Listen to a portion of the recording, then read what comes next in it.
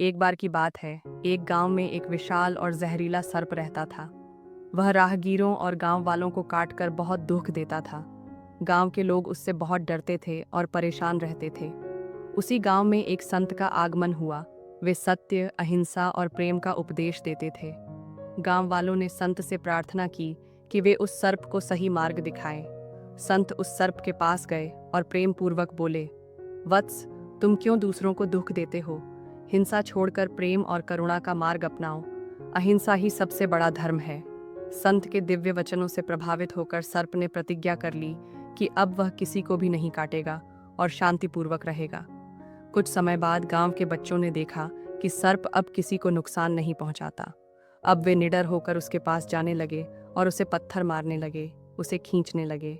सर्प बिना प्रतिकार किए सब कुछ सहता रहा।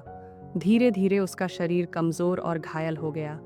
कुछ महीनों बाद संत फिर से उस गांव में आए और सर्प को देखकर बहुत दुखी हुए। उन्होंने स्नेहपूर्वक पूछा, वत्स, तुम्हारी यह दशा कैसे हुई?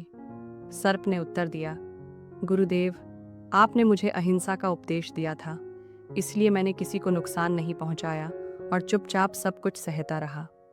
संत ने मुस्कुराते हुए कहा, वत्स, मैंने तुम्हें काटने से मना किया था, पर तुम्हें फुफकारने से तो नहीं रोका था। तुम्हें अपनी रक्षा करनी चाहिए थी, लेकिन बिना किसी को हानि पहुंचाए।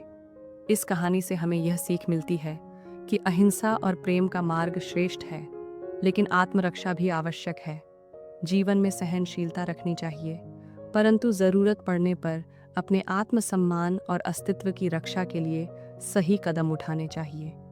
निरंकारी मिशन भी यही सिखाता है कि प्रेम, अहिंसा और सद्भाव का मार्ग अपनाते हुए आत्मबल और विवेक से जीवन जीना चाहिए।